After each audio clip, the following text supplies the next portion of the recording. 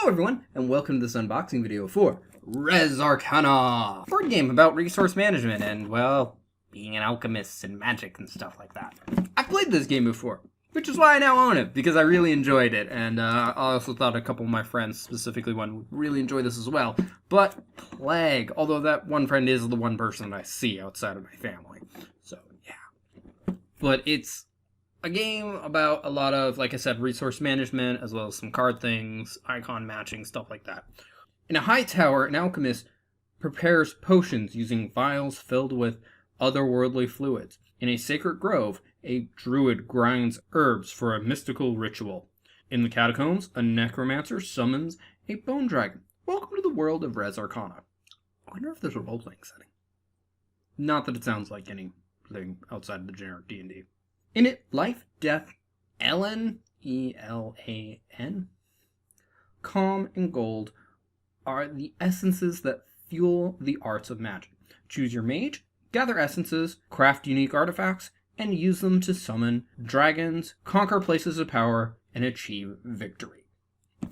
So, yeah, you basically get, in an asymmetrical sense, a character to play with and stuff to make things with.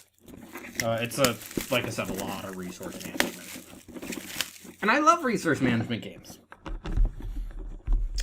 I played this with at least one of the expansions, so I don't know what is missing or what makes up more than one expansion. They weren't available when I went to go get this game. In fact, this was the last copy available at the time. Oh, yeah. So we've got the rulebook, which has the 4 major elements in the corners, gold being the other element that was being used. And, yeah. The tray for this is really nice, which was a big, giant bonus. In fact, there's a resource tray that also comes out.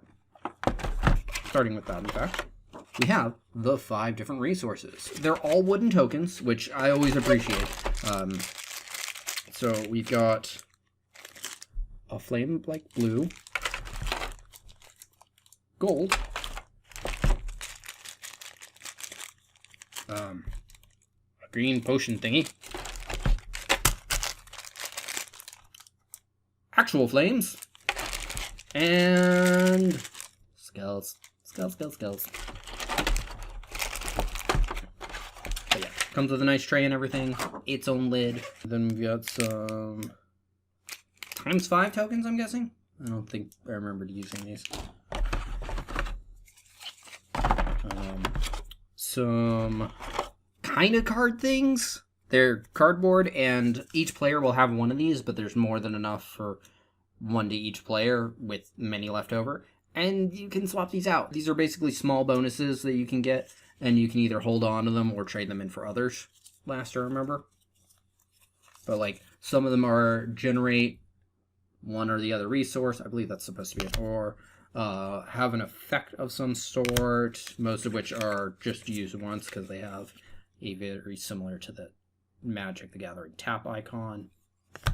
And then the hand is the, like, reaching down is gather resources. And that's pretty much all of them. A first player icon, which is double-sided, but it's basically the same, just looks different on each side. Some standard size cards, which this is the meat of the game.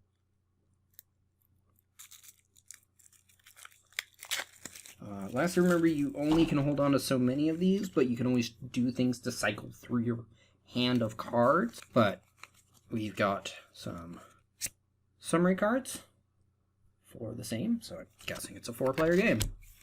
The mages. So this is where the major asymmetrical part comes in, of you will be one of these characters, and you will gain 1 or 2 passive bonuses, like 2 in this case, but most of them are just 1 bonus throughout the whole thing. And they're not much different than the abilities that come on most of these cards. Because this section of the cards are just, hey, things you can build for effects, be they passive or active, or just collection. Like, this one has a collection effect on it, but also has an active effect on it. while this one doesn't, but it costs less. And some of them are just items, which is what all these are. But within the same deck are creatures, which have a little paw. This one is a dog, though. They all have. Well, they all... Not all of them. There's actually a few different things in here. I think these are all the items. Nope, they're actually split up differently. My bad. But the creatures are available. I don't remember if the creatures were one-time effects, or if they were permanent effects, or just function differently. I think they were just... They function differently. And last year, remember, there was no duplicate in here. And then there's also, all the way in the back, 6 dragons! Then the other standard size cards were monuments or locations, all of them having 1 to 3 victory points attached to them, some of which being only victory points, and others having effects on them. I don't think any of them were oh, nope, here's one that's passively gained stuff, but that was also its entire effect. And I think it's also at the cost of gold. But that's another thing. These cost gold! The other cards don't. I don't remember if gold was like a 1-to-1 ratio for victory points or stuff like that. Then we've got a nice setup and round summary cardboard token, and then some other cardboard tokens, which are double-sided and not the same thing, which is why I don't recognize this one. These are basically major locations that you can gain control of. Not only do all of them have some way of gaining victory points, usually, like for this one is 1 for every death on a card, and then some of them are 3.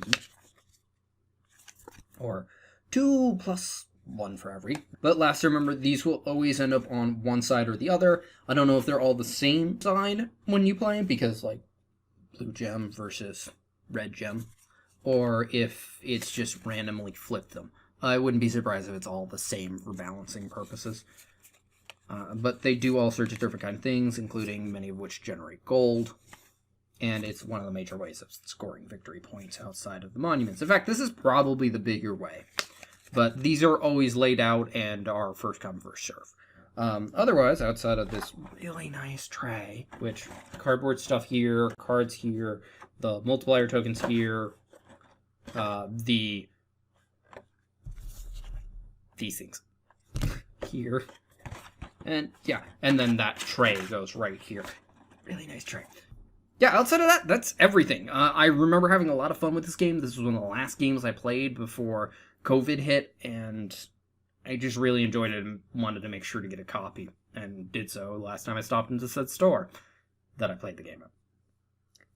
But like I said, that's everything this time around. Thank you for watching. If you enjoyed this video, feel free to press that like button. If you think somebody else will enjoy it, feel free to share this video. Either way, I hope the video gets seen more. If you didn't like the video, go ahead and press the dislike button. I won't mind, but please leave a constructive comment as to why.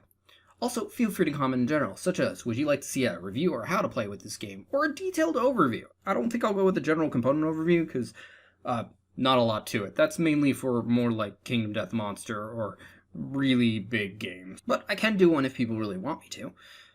Although for a detailed overview, I'd have to go get permission from the creators just to, not get in trouble. But, I'm always willing to. Or if you'd like to talk about stuff like this more in general, be it other board games and things like that, resource management or not. Resource management being one of my favorite kind of board games, because, just a lot more thinking and a lot of interesting screwiness.